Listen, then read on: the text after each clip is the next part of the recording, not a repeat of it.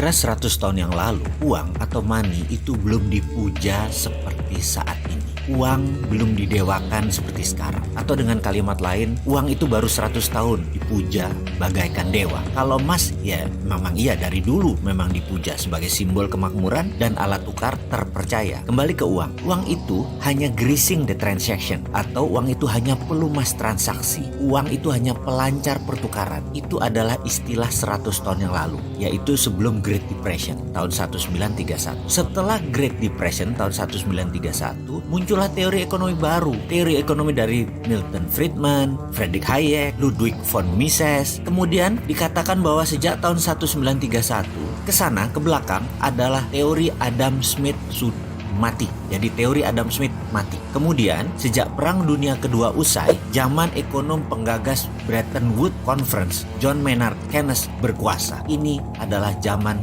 Keynesian. Dalam zaman Keynesian, kata inflasi dan central bank adalah kuncinya. Uang menjadi harta sejajar emas. Walau faktanya pada kertas tertulis angka 50.000 dan lembaran 100.000, nilai kertasnya sama, nilai intrinsiknya sama, tapi kok beda ya untuk ditransaksikannya. Itulah arti uang sekarang. Memiliki uang menjadi Tuhan tersendiri. Uang menjadi dipuja, uang bahkan disembah. Namun ada fakta baru. Di tahun 2008 ketika subprime mortgage terjadi, hancurlah bank, hancurlah raja uang, mitranya Federal Reserve. Maka dengan lantang kita seharusnya berani mengatakan Keynesian is dead, atau Keynesian sudah mati. Teori Keynesian usang.